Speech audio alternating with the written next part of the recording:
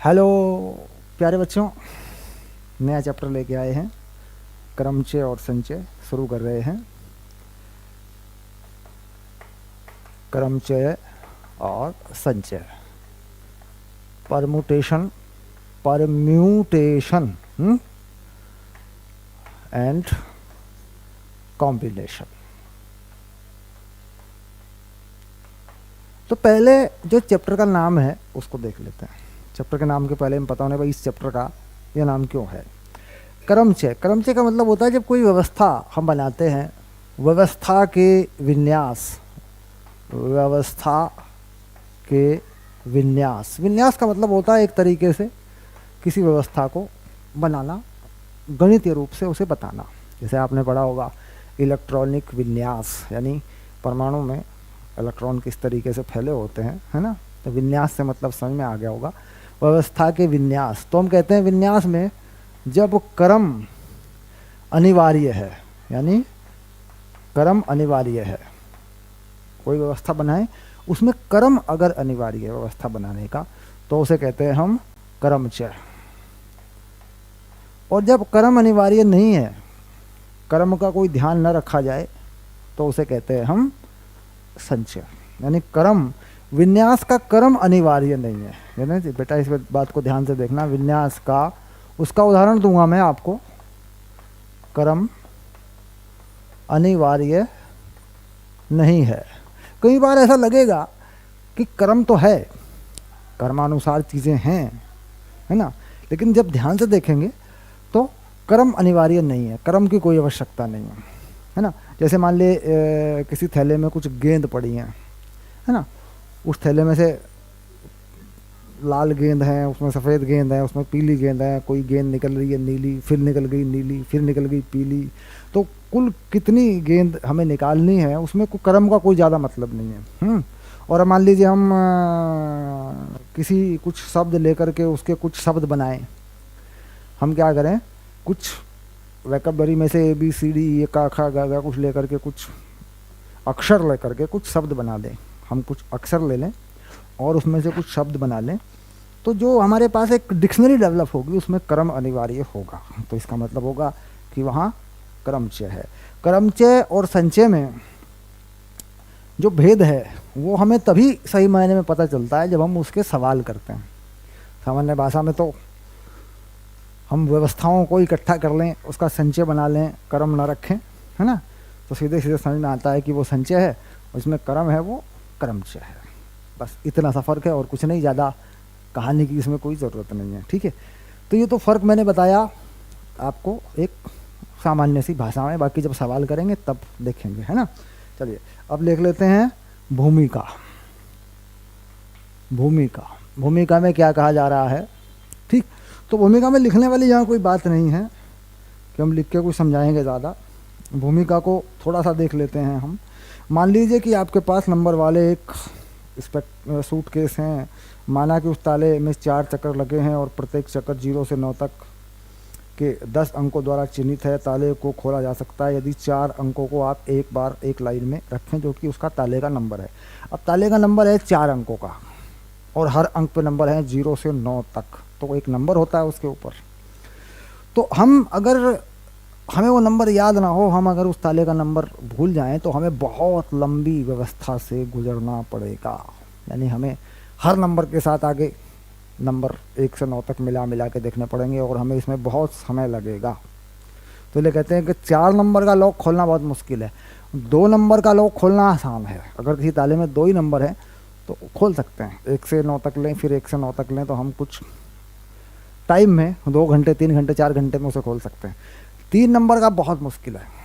3 number 0 से 9 तक के नंबर हैं, 4 नंबर का तो बहुत ही मुश्किल है। ठीक, क्योंकि बहुत सारे नंबर हैं जो 4 नंबर में उस ताले में जा सकते हैं, वो सारे नंबर हमें देखने पड़ेंगे। अब अगर हम देखें भाई 4 अंकों का नंबर है, आप मान के चलिए 0 से 0 1 2, इस बात को समझना बेटा, 4 5 6 7 8 9 ये नंबर है। देखो ये अंक हैं और इन्हीं अंकों में से कोई भी अंक किसी भी तरीके से आ सकता है, रिपीट भी हो सकता है। हमें 4 जगहों पे हमने इसको लिखा हुआ है।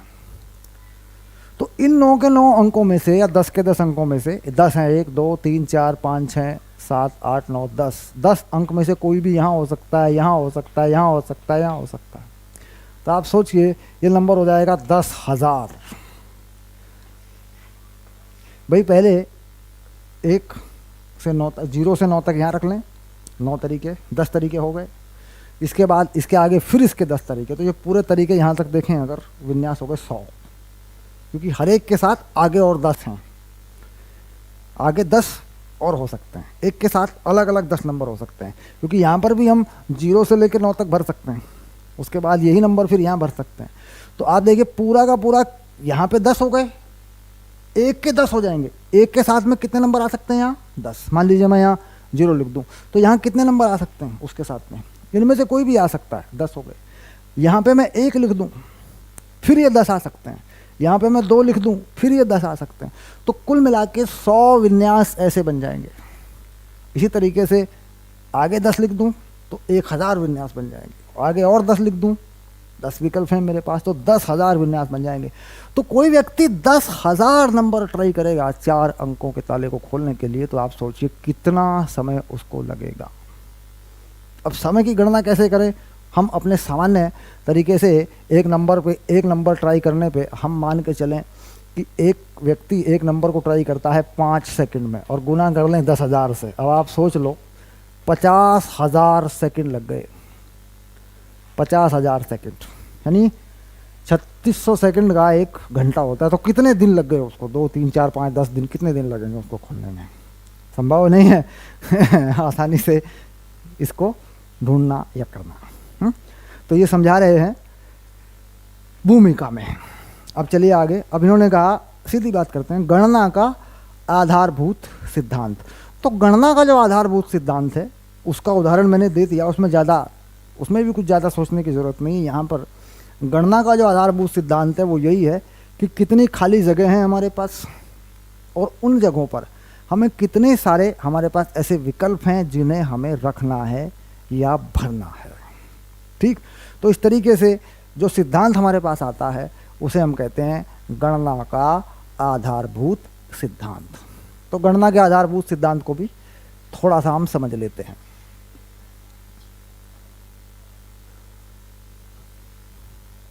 ये चैप्टर अगर नॉर्मल लेवल पे पढ़ें तो एक आसान सा चैप्टर है, सामान्य लेवल पर अगर पढ़ें।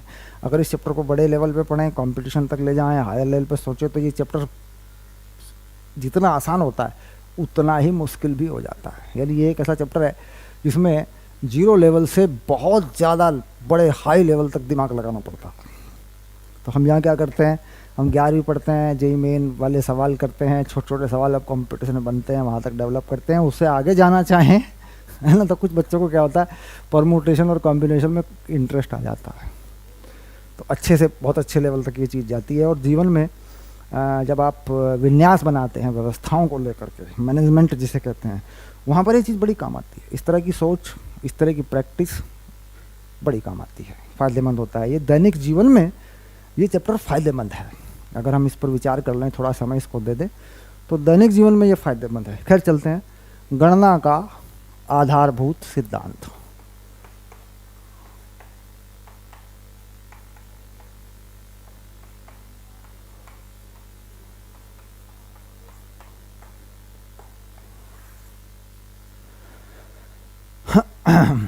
तो गणना का आधारभूत सिद्धांत क्या कहता है कि हमारे पास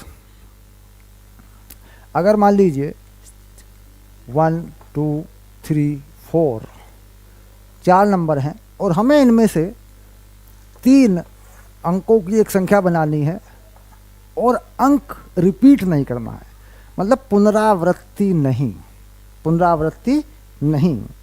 पहली बात है पुनरावृत्ति नहीं होनी चाहिए। दूसरे केस में पुनरावृत्ति भी कर देंगे, ये कोई खास बात नहीं है, पुनरावृत्ति भी कर देंगे। अभी क्या है, पुनरावृत्ति नहीं, रिपीट नहीं कर रहे हैं। तो हमारे पास 4 हैं, इन चारों में से कोई भी एक अंक यहाँ फंसा सकते हैं हम पहले नंबर में, तो इसका मतलब 4। इनमें से कोई भी एक गायब हो गया, मान लीजिए हमने इस एक को यहाँ रख दिया, एक गया, अब हमारे पास 3 बचे, तो 3 में कोई भी एक यहाँ रख सकते हैं, इस स्थान पे रख सकते हैं। तो मान लीजिए हमने 2 रख दिया, तो 2 भी गया। अब दो बचे हमारे पास, तो दो में से कोई भी दो यहाँ रख सकते हैं। तो मान लीजिए ये रख दिया मैंने ऐसे दो, क्योंकि दो विकल्प हैं, 3 4 रख दिया मैंने ऐसे, है ना।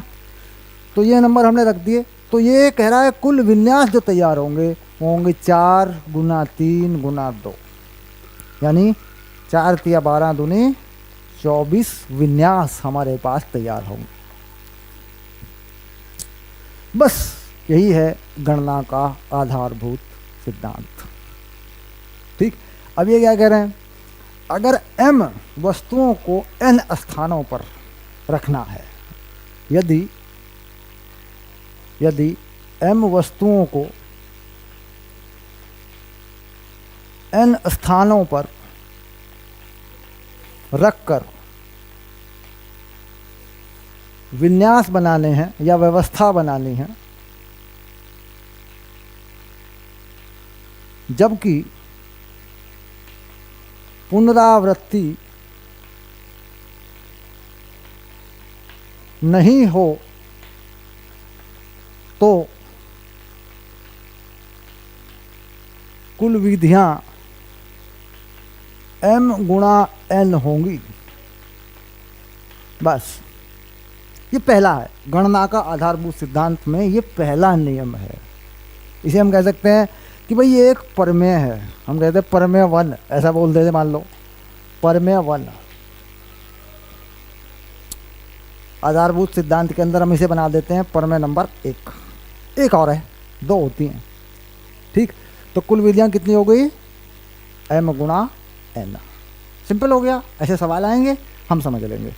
अब आती है दूसरी बात कि यदि पुनरावृत्ति है, यदि पुनरावृत्ति है, पुनरावृत्ति हो तो बिल्कुल इसी केस में देखते हैं, हमारे पास 3 जगह हैं और इन चारों में से कोई भी हम रख लें पहले नंबर पे तो 4 विधियां हो जाएंगी। 4 तरीकों से हम रख सकते हैं। फिर 4 हैं हमारे पास, एक नंबर को हम कई बार यूज कर सकते हैं तो फिर 4 हो जाएंगी। फिर हमारे पास 4 हैं क्योंकि अब हम उसको रिपीट कर सकते हैं, कोई भी रख लें तो फिर 4 हो जाएंगी। ठीक, तो कुल मिला के कितना हो गया, सीधे सीधे दिख रहा है। इसमें विन्यास कितने हो गए, विन्यास हो गए 4 की पावर 3। ठीक, तो कुल मिला के दूसरा देखें अगर प्रमेय तो क्या कह रहा है, यदि m वस्तुओं को n स्थानों पर रखकर विन्यास बनाए जाएं तथा पुनरावृत्ति हो जाए, पुनरावृत्ति हो जाए, बेटा ध्यान रखना, तो कितना हो जाएगा, कितनी वस्तुएं हैं, 4, कितने स्थानों पर रखनी है, 3, है ना, n स्थानों पर, तो m की पावर n। विन्यास कितने होंगे या विधियां कितनी होंगी, m की पावर n। m वस्तुओं को n स्थानों पर रखना है। ठीक, तो 2 प्रमेय बन गए तुम्हारे, एक बिल्कुल सीधा समझ में आता है m गुणा n और एक m की पावर n।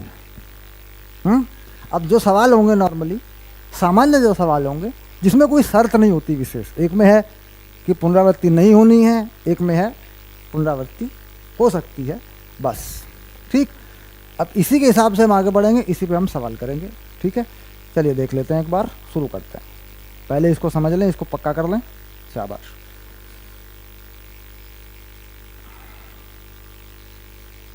देखिए पहला उदाहरण है, रोज के अक्षरों से बनने वाले 4 अक्षरों वाले अर्थपूर्ण या अर्थहीन शब्दों की संख्या ज्ञात कीजिए जबकि अक्षरों की पुनरावृत्ति की अनुमति नहीं है।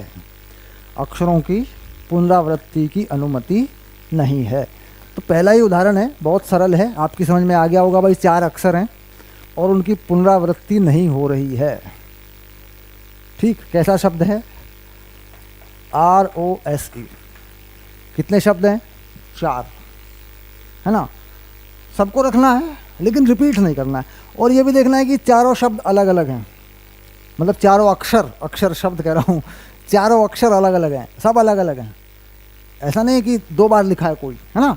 ये भी बात है, क्योंकि आगे जब हम पढ़ेंगे तो फिर 2 बार वाला भी आ जाएगा इसमें ठीक। तो कुल मिला के सब अलग अलग हैं, ROSE। ठीक, तो क्या करें, 4 शब्दों का 4 अक्षरों का एक शब्द बना देना है अपने को। तो 4 हैं, 4 में से 1 रखें, 3 रखें, 2 रखें, 1 रखें। तो 4 गुना 3 गुना 2 गुना 1 सरल हो गया। तो 4 तिया 12 दूनी 24, 24 शब्द बनेंगे। और अगर रिपीट कर दें, पुनरावृत्ति कर लें, है ना, तो यहाँ क्या लिखा, पुनरावृत्ति नहीं। अच्छा, अगर पुनरावृत्ति कर लें तो कितना हो जाएगा, 4 4 4 4, तो कितना हो गया, 4 चौक 16 चौका 64, 64 चौका 216। तो यहाँ क्या है, पुनरावृत्ति है, यानी 4 की पावर 4, 4 की पावर, ये कितना बेटा, 4 की पावर 4 है। इसमें रिपीट हो जाएगा, पुनरावृत्ति हो जाएगी, किसी को भी रख लो तुम 4 जगहों पर। तो सवाल जो है हमारा एनसीईआरटी में, अगर एग्जाम्पल 1 की बात करूं तो इतना ही है बस। एग्जाम्पल 1 जो है वो सिर्फ यहाँ तक है। नीचे हमने अपनी तरफ से बता दिया, एक्स्ट्रा जोड़ दिया कि भाई हो सकता है पुनरावृत्ति हो जाए, क्योंकि डिपेंड करता है कि सवाल में क्या पूछा गया है। हमने मार लिया रट्टा, सर ये तो एनसीईआरटी का सवाल आ गया, बहुत आसान है, इसका उत्तर तो ये है सर जी। लेकिन सवाल में भैया पुनरावृत्ति हो तो ये उत्तर है। शाबाश। चलिए अब देखते हैं, आगे बढ़ते हैं। भिन्न भिन्न रंगों के दिए हुए 4 झंडों से, भिन्न भिन्न रंगों के दिए हुए 4 झंडों से 2 झंडे लगाने हैं, 4 झंडों में से अलग अलग रंग हैं, कितने संकेत बनाए जा सकते हैं। 4 हैं। हमारे पास जो भिन्न वस्तुएं हैं वो 4 हैं, 1 2 3 4, और हमें रखना है 2 जगहों पे, और अलग अलग होना चाहिए, यानी पुनरावृत्ति नहीं करनी है। तो हमारे पास ये 4 हैं, तो यहाँ 4 में से कोई भी एक रखें, 4 विधियाँ हो गई। अब जो रख दिया हमने, मान लो ये रख दिया, सपोज यहाँ आ गया, ये 4 विधियाँ तो हो गई, इनमें से एक तो सेलेक्ट कर लिया हमने, हैं। अब कितने बचे, 3, तो 3 यहाँ हो गया। तो कुल मिला के 4 तिया 12, तो 12 संकेत जो है बन सकते हैं। ओके, शाबाश। तो पुनरावृत्ति जब होती है, जब नहीं होती, इसका अंतर समझ में आ गया होगा। अब आया एक उदाहरण नंबर 3, उदाहरण नंबर 3, शाबाश।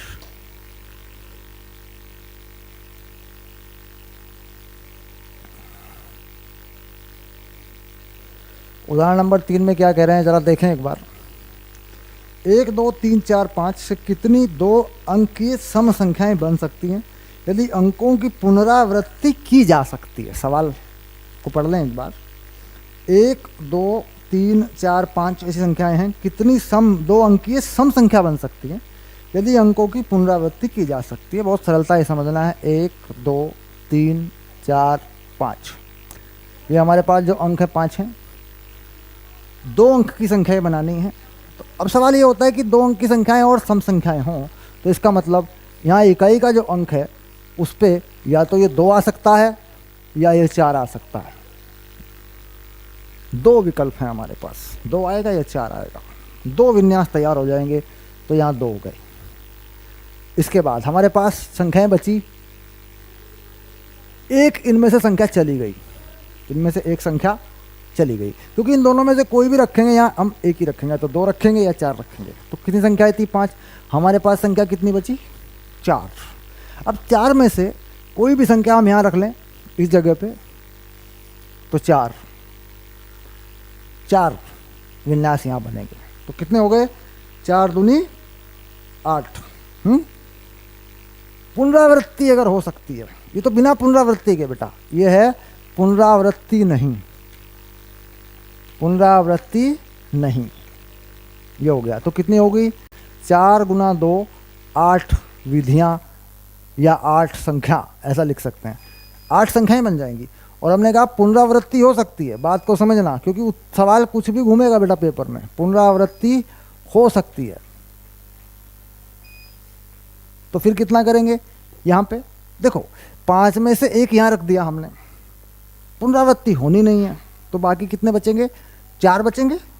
उन 4 में से कोई एक यहाँ रख दिया, तो 4 गुना 2 हो गया, 4 गुना 2 तो कितना हो गया, 8 हो गया। अब पुनरावृत्ति हो सकती है तो यहाँ पे 5 हो जाएंगे, 5 गुना 2 10, तो 10 संख्याएं हो सकती हैं। पुनरावृत्ति हो सकती है तो 5 के 5 विकल्प हैं हमारे पास, 5 यहाँ रख देंगे, 2 यहाँ होना ही है। ठीक, ये 2 क्यों आ रहा है, बात समझ में आ रही है, क्योंकि 2 सम संख्याएं हैं।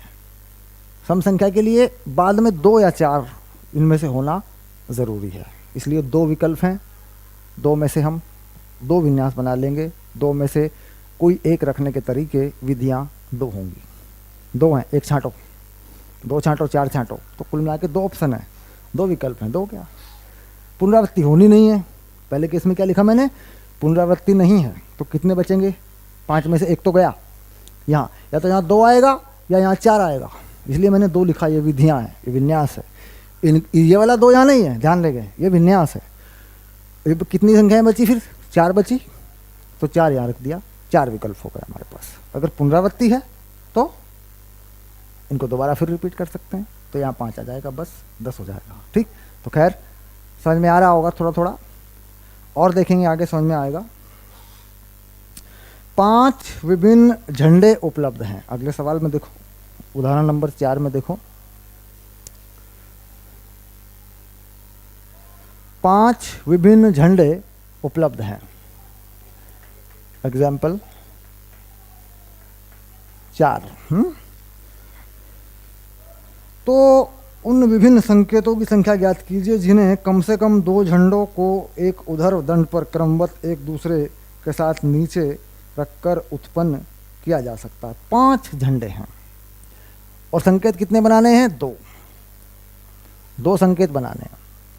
झंडे अलग अलग 5 हैं हमारे पास। मान लीजिए हमारे पास ये झंडे हैं A B C D, ये 5 झंडे हैं। तो जब मैं इनमें से रखूँगा यहाँ इस जगह पे, तो 5 रख सकता हूँ। अब वो एक झंडा गायब, जो झंडा यहाँ रख दिया ना हमने, वो गया। तो अब कितने बचे, 4 बचे, तो यहाँ 4 रख सकता हूँ मैं।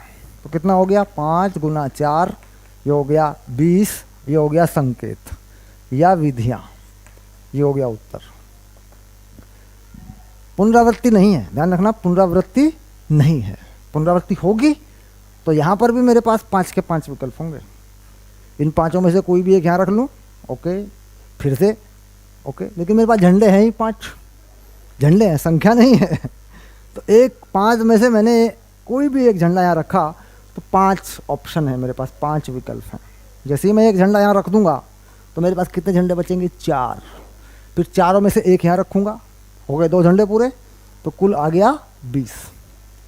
ठीक,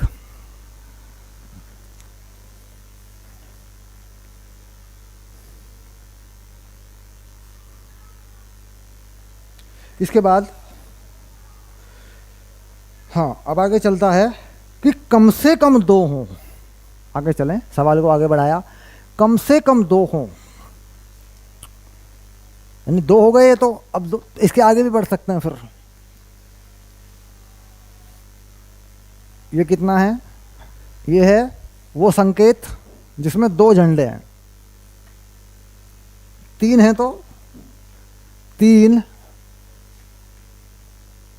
झंडों से बने संकेत। तो अब हो गया 5 4 3, देखो 3 झंडे हो गए, 1 2 3, पहले में 5 एक गया, 4 बचे, 4 में से एक गया, 3 ऐसे। तो कितना हो गया, 5 चौक 20 दिया 60। फिर 4 झंडों से बने संकेत, कितना हो गया, 5 4 3 2, 120। फिर 5 झंडों से बने संकेत, 5 के 5 लगा देंगे इस बार, 5 4 3 2 1, 120। 5 के 5 झंडे हो जाएंगे। ठीक,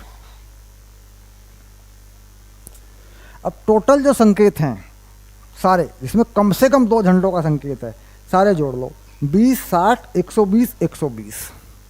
20 2 झंडों वाले, 60 3 झंडों वाले, 120 4 झंडों वाले, 120 5 झंडों वाले। ठीक, तो कुल संकेत कितने हो गए बेटा, याद करो।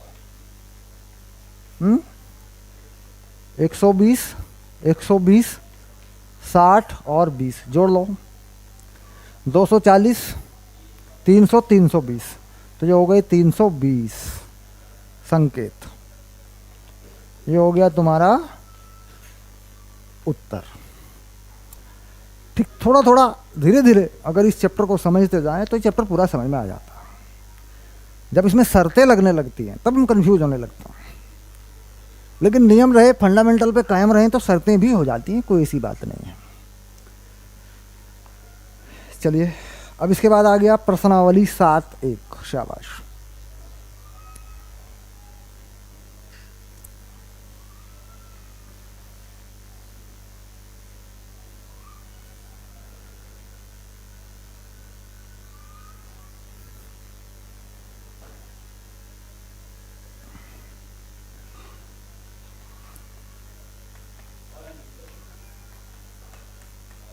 पहला सवाल, पहले सवाल में बेटा 2 विकल्प हैं, पढ़ के देखें।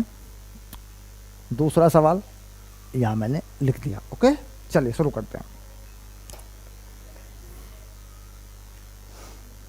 पहले सवाल में 1 2 3 4 और 5 से कितनी 3 अंकीय संख्याएं बनाई जा सकती हैं यदि अंकों की पुनरावृत्ति की अनुमति हो। पहले में क्या कहा, हमारे पास अंक हैं 1 2 3 4 5। 1 2 3 4 5, 5 अंक हैं। और पहले में कहा पुनरावृत्ति हो सकती है, 3 अंकों की संख्या होती है, तो पाँचों में से कोई भी एक लिख लें, 5 की पावर 3, उत्तर हो गया 125 हो गया बेटा आंसर। 5 पुनरावृत्ति हो सकती है, तो पहले जगह पे हमने क्या किया, 3 जगह है हमारे पास, हमने 3 अंकों की संख्या बनानी है,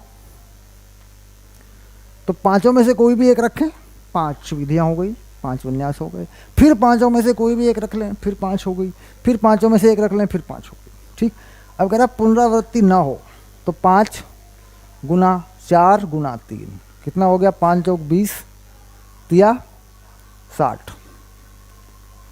अब पुनरावृत्ति नहीं है, सेकंड में क्या है, पुनरावृत्ति नहीं है, इसका मतलब हो गया एक अंक अगर इस्तेमाल हो गया तो दोबारा नहीं होने का। तो पाँचों में से कोई भी एक अंक इस्तेमाल हो सकता है, 5 विन्यास हैं, एक अंक चला गया, बचे 4, चारों में से कोई भी एक इस्तेमाल हो सकता है, 4 विन्यास हैं, फिर 3 है। इसी तरीके से जो अंक यूज हो गया, प्रयोग हो गया, वो दोबारा नहीं लेना। तो पहले में 5 हैं, फिर समझें 5 हो गया, रख दिया हमने उसको। फिर 4 हैं, 4 में से एक रख दिया, 4 विधियाँ हैं, 4 विन्यास हैं, वो भी गया। फिर बचे 3, 3 में से एक रख दिया। तो 3 अंकों की संख्या 1 2 3, इकाई दहाई सैकड़ा। चलिए नंबर 2, 1 2 3 4 5 6 से कितनी 3 अंकीय सम संख्याएं बनाई जा सकती हैं यदि अंकों की पुनरावृत्ति की जा सकती है। अंकों की पुनरावृत्ति की जा सकती है, तो यहाँ बेटा साफ देखना, पुनरावृत्ति हो सकती है, पुनरावृत्ति हो सकती है, रिपीट हो सकता है, सम संख्याएं हैं। और हमारे पास है क्या, 1 2 3 4 5 6, 1 2 3 4 5 6 ये है, और सम संख्या होनी चाहिए, और ये सम संख्या 3 अंकों की है, पुनरावृत्ति हो सकती है। तो लेकिन सम संख्या बनानी है तो 1 2 3, 3 ऐसे अंक हैं जो इकाई के स्थान पर होने चाहिए।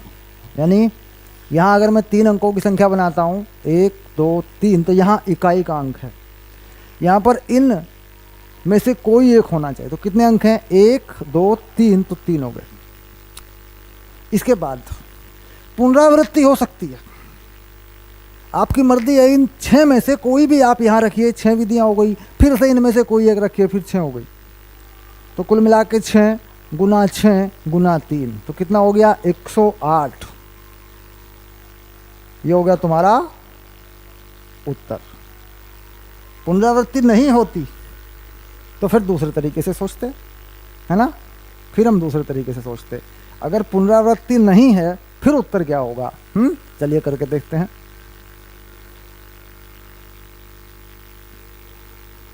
तो प्रश्न नंबर 2 में हमने अपनी तरफ से प्रश्न बना दिया, पुनरावृत्ति नहीं और 3 अंकों की संख्या है। ठीक, अब देखो जरा सोच के देखो,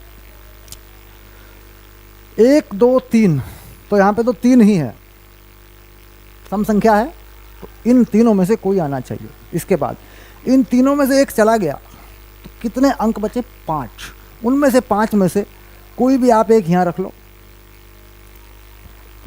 एक और चला गया, फिर कितने बचेंगे, 4। तो इन 4 में से कोई भी एक यहाँ रख लो, तो कितना हो गया, 4 गुना 5 गुना 3, तो कितना हो गया, 4 पंजे 20 या 60। तब उत्तर कितना होता, 60 होता। ठीक, पुनरावृत्ति नहीं, यहाँ पुनरावृत्ति हो सकती है, इसमें पुनरावृत्ति हो सकती है, इसमें पुनरावृत्ति नहीं हो सकती। ठीक, इस तरीके से आप डिसाइड करेंगे और ये अंतर आपके काम आता है। पुनरावृत्ति हो सकती है 108 है, पुनरावृत्ति नहीं हो सकती है 60 है। 108 और 60 का अंतर क्या बताता है आपको, ये सोचने की बात है। भाई ये वो हैं जिनमें पुनरावृत्ति हो सकती है, ये वो हैं जिनमें पुनरावृत्ति नहीं हो सकती है, तो इसका अंतर क्या बताता है आपको, ये इसका अंतर आपको वो बताता है जिनमें पुनरावृत्ति है ही है, 100% पुनरावृत्ति है, मतलब अनिवार्य है पुनरावृत्ति, पुनरावृत्ति होगी होगी। देखो पुनरावृत्ति हो सकती है, कितने हैं, 108, पुनरावृत्ति है ही नहीं 60। सेम सवाल है। प्रश्न नंबर 2 मैंने एक तरीके से हल किया, किताब में कहा गया पुनरावृत्ति हो सकती है, तो ये उत्तर आ रहा है। पुनरावृत्ति है ही नहीं, ये वाला है। तो 108 में से अगर मैं 60 को घटा दूं तो हर हाल में पुनरावृत्ति होगी ही होगी, क्योंकि 60 में पुनरावृत्ति है ही नहीं, इसमें हो सकती है। अगर मैं इसमें से घटा दूं इसे तो पुनरावृत्ति होनी ही होनी है। ठीक, शाबाश। चलो आगे चलते हैं।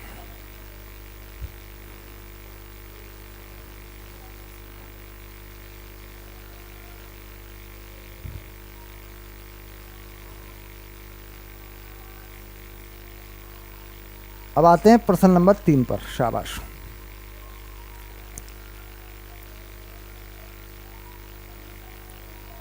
क्या कह रहे हैं प्रश्न नंबर 3 में, किताब में पढ़ेंगे बेटा। अंग्रेजी वर्णमाला के प्रथम 10 अक्षरों में से 4 अक्षरों के कोड बनाए जा सकते हैं।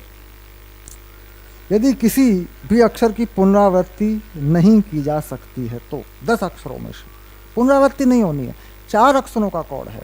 तो पहले 10 अक्षर क्या हैं, A B C D E F G H I J। देखो हो गए होंगे 10, 1 2 3 4 5 6 7 8 9 10 हैं हमारे पास, और पुनरावृत्ति नहीं होनी है, पुनरावृत्ति नहीं होनी है।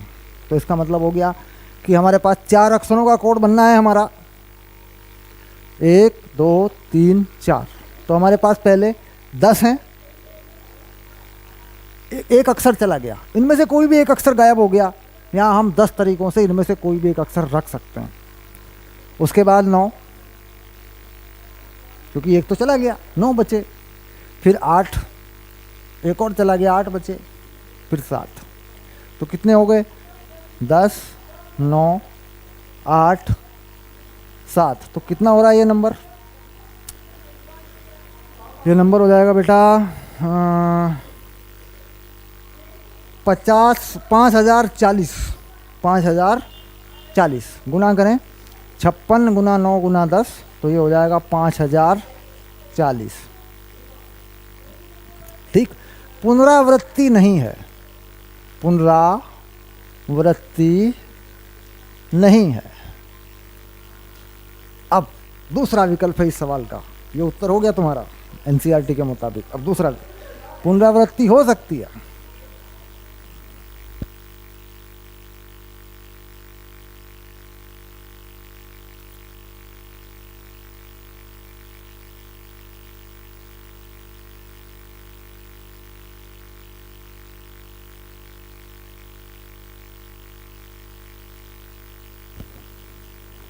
हाँ, अब दूसरा विकल्प बना रहा हूं मैं, शोर मचा दिया था।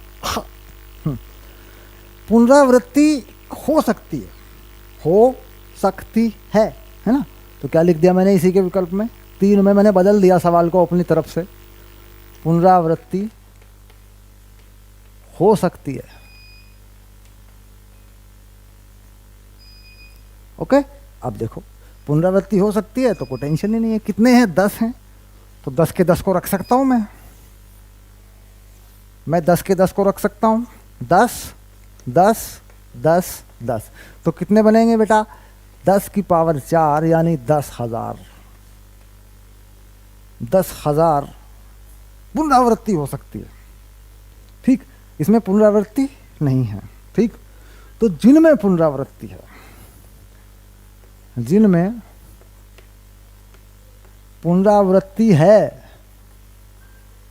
पक्का पक्का इनमें पुनरावृत्ति है भाई, इनमें तो है ही नहीं, इनमें हो सकती है। तो है कितनों में? घटा लो, इसमें से वो घटा लो, तो कितना हो गया? 10,000 माइनस 40, तो कितना बचेगा ये भाई? 5,000 तो वैसे ही चला गया। 4,960। 4,960 ऐसे कोड हैं जिनमें हर हाल में पुनरावृत्ति है। ठीक, तो थोड़ा सा नॉलेज का विस्तार हो रहा है, समझ रहे हैं? क्योंकि एक बात पूछी दूसरी पूछी ही नहीं। तो इस सवाल में एक बात पूछी दूसरी पूछी ही नहीं, तो 3 सवाल खड़े हो सकते हैं। पुनरावृत्ति नहीं है, ठीक है भाई। पुनरावृत्ति हो सकती है, ठीक है भाई। पुनरावृत्ति है, जरूर है, पुनरावृत्ति होनी चाहिए, कंपलसरी है, अनिवार्य है। ये रहा भाई, कुल में से जिनमें हो सकती है में से वो घटा दिए, जिनमें है मतलब जिनमें बिल्कुल नहीं है। इनमें हो सकती है, इनमें बिल्कुल नहीं है, तो इसका मतलब इनमें तो है। ठीक, चलिए आगे चलते हैं। शाबाश। अब आते हैं प्रश्न नंबर 4 पर।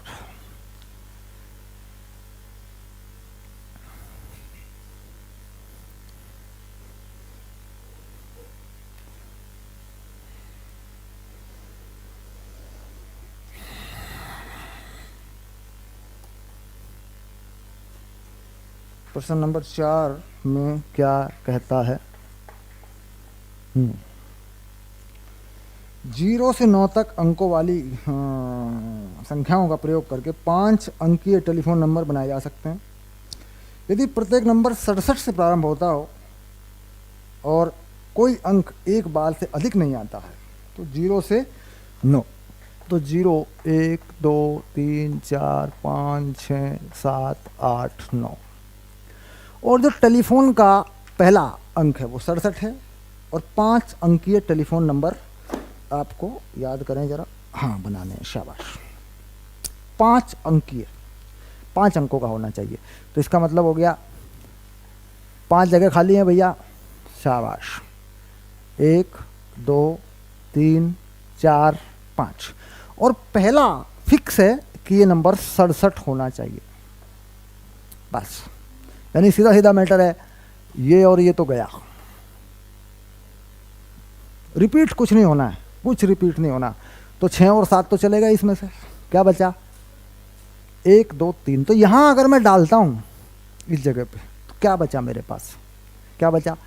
1 2 3 4 5 6 7 8, 8 बचेगा मेरे पास। ये लो, कोई एक और चला गया, मान लो यही चला गया, क्योंकि पुनरावृत्ति नहीं होनी चाहिए। मान लो यही चला गया, अब कितने बचे मेरे पास? 7। ये लो, एक और गया, मान लो ये चला गया, अब कितने बचे? 6। तो पुनरावृत्ति नहीं हो रही है, तो ये आपका नंबर तैयार हो गया। ठीक, अब गुणा कर लें। ये जो नंबर है ये फिक्स है, क्योंकि ये नंबर फिक्स है। तो विधियां या विन्यास यहां से आगे बनेंगे। 8 गुना 7 गुना 6, 8 गुना 7 गुना 6, तो कितना हो रहा है? ये हो गया 56 गुना 6, तो 6 चंग 36, 336 आंसर। देखो ये गुणा का नंबर नहीं है, क्योंकि इसमें से 6 और 7 लेकर के मैंने 67 बना दिया यहाँ, तो ये तो कुछ भी नहीं है बेटा, इसका क्या लॉजिक है? खत्म। ये देखो ये हट गया, एक ही तो है, बस एक ही तो विन्यास है, यहां पर एक ही विन्यास है। वो क्या है? वो है 67। उसके बाद 8 बचे, 8 में से कोई भी एक रखो, कोई भी एक गायब हो गया। 7 में से कोई भी एक रखो, फिर गायब हो गया। फिर 6 बचे, 6 में से कोई भी एक रखो, फिर गायब हो गया। तो ये बना, ये हो गया 336। इसका दूसरा विकल्प क्या है? दूसरा विकल्प क्या है कि साहब पुनरावृत्ति हो सकती है। 67 हम पहले रखेंगे, पुनरावृत्ति हो सकती है। तो पुनरावृत्ति हो सकती है तो यहाँ क्या होगा? 8 8 8, क्योंकि नंबरों को हम कितनी भी बार यूज कर सकते हैं। भाई 67 तो हमने फिक्स कर दिया। ये तो एक तरीका है सिर्फ। इसके बाद 3 हमारे पास जगह खाली है, क्योंकि 2 अंक यहाँ फंस गए हमारे। एक ही तरीका होता है बस। इसके बाद कह रहे हैं पुनरावृत्ति है, पुनरावृत्ति हो सकती है, कोई बंधन नहीं है, पुनरावृत्ति हो सकती है। तो कुल मिला के कितने बचे अंक? तो 8 8 8। क्या दिक्कत है? 8 की पावर 3, बस हो गया, यही आंसर हो गया तुम्हारा। बाकी आगे की बात आप समझ सकते हैं।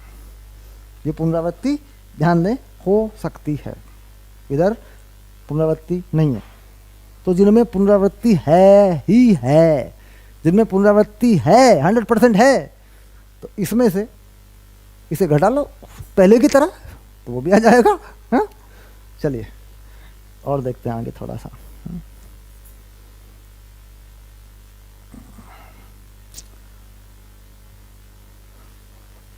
एक होती है समझदारी, एक होती है समझदारी, और एक होती है बेटा समझ में ना आने की बीमारी। समझ में ना आने की बीमारी। तो समझ में ना आने की बीमारी बड़ी बेकार बीमारी होती है, इसका इलाज नहीं होता। समझ में ना आने की जो बीमारी है ना, इसका इलाज नहीं होता, बड़ी मुश्किल है, बहुत परेशान करती है ये। तो समझ में नहीं आ रहा है, अगर समझ में नहीं आ रहा है तो इसका मतलब है ये गंभीर बात है, सोचने की बात है। मेरी समझ में क्यों नहीं आ रहा है? गणित में काम करने वाली बुद्धि एक खास किस्म की बुद्धि होती है। हर व्यक्ति का दिमाग गणित पे काम नहीं करता, हर व्यक्ति गणितीय तरीके से नहीं सोचता। और दुनिया में, समाज में जो समझदारी है वो गणितीय समझदारी नहीं है, वो है मान्यताओं पर आधारित समझदारी। इसने ये कहा मान लिया, उसने वो कहा मान लिया, उसका कोई गणित नहीं है। सामाजिक व्यवस्था का कोई गणित नहीं है। कहीं कहीं पर लगता है यार ये तो ठीक बात है, ये तो हमारे गणित में आ रही है, कहीं पर लगता है यार ये तो कल्पनाएं हैं, फालतू में काल्पनिक चीज़ें चल रही हैं। तो दुनिया में क्या हो रहा है? दुनिया में क्या हो रहा है कि नियम तो प्रकृति के लगे हैं, प्रकृति में परिवर्तन तो अपने हिसाब से, अपने अनुसार, अपने नियमों से ही होते हैं, लेकिन लोगों ने जो समझदारी बना रखी है उसमें गणित कोई नहीं है, उसमें है झूठी कल्पनाएं। तो झूठी कल्पनाओं को छोड़कर जब आप वास्तविक गणित पर आते हैं, जब आप गणितीय गणनाओं को सही करते हैं, तब वो समझदारी फंस जाती है। तब लगता है समझ में नहीं आ रहा है, क्योंकि अब ये गणित हो गया। अब इसमें 2 और 2 4 ही होते हैं, 2 और 2 जोड़ दोगे तो 4 ही होंगे, 2 में से 2 घटा दोगे तो 0 आ जाएगी, 2 को 2 से भाग कर दोगे तो 1 आ जाएगा। ये फिक्स हो गया है। जो हम सामाजिक बुद्धि का इस्तेमाल करते हैं, समाज में यूज करते हैं, वो करते हैं, ये करते होते हैं, दुनिया भर की बातें हम करते हैं, उसमें ये फिक्स नहीं है। वहाँ कुछ भी करते हैं, वहाँ कुछ भी चलता है। तो जब हम उस व्यवस्था से हट के सही मायने में गणित पर आते हैं, तब हमें तकलीफ होती है, और हमें वो तकलीफ बर्दाश्त करनी पड़ती है। हर विद्यार्थी उस तकलीफ को बर्दाश्त करता है और अपनी समझदारी को बढ़ाता है। वो सबको उस दौर से गुजरना पड़ता है। कम पढ़ने वाला हो, ज़्यादा पढ़ने वाला हो, कम दिमाग रखने वाला हो, ज़्यादा दिमाग रखने वाला हो, सबको उस दौर से गुजरना ही है। और हम आज जब कक्षा 12 और 11 में पढ़ रहे हैं, हम उस दौर से गुजर रहे हैं, ये मान के चलिए। हाँ, अब चलते हैं नंबर 5। एक सिक्का 3 बार उछाला गया, तो कुल कितने विन्यास तैयार होंगे? तो बेटा ठीक है, 2 आ जाएंगे, फिर 2 आ जाएंगे, फिर 2 आ जाएंगे, तो कितने हो गए? 8 विन्यास हो गए। तो इसमें कुछ खास नहीं करना, क्योंकि एक सिक्के पे क्या होता है, एक हेड होता है और एक टेल होता है। एक बार उछलेगा, इनमें से कोई आना है तो 2 हो गए, फिर उछाला फिर 2 हो गए, फिर उछाला फिर 2 हो गए, हैं? तो कुल कितने विन्यास तैयार होंगे? 8 हमारे सामने विन्यास आएंगे। ठीक, अब आया क्वेश्चन नंबर 6, एक्सरसाइज का आखिरी सवाल, क्वेश्चन नंबर 6। चलो, क्या कह रहे हैं 6 में? भिन्न भिन्न रंगों के 5 झंडे दिए हुए हैं, इनमें से कितने विभिन्न संकेत बनाए जा सकते हैं यदि प्रत्येक संकेत में 2 झंडों एक के नीचे दूसरे के प्रयोग की आवश्यकता पड़ती है? तो कितने झंडे बनेंगे? 5 है ना बेटा, 5 झंडे है ना, बहुत सरल सवाल है। 5 झंडे, 1 2 3 4 5, A B C D E, और हमें बनाने हैं 2 से बनाना है हमें। तो यहाँ कितने रख सकते हैं? 5 के 5 रख सकते हैं, यहाँ 4 रख सकते हैं, तो कितना हो गया? 5 चौक 20। शर्त क्या रही?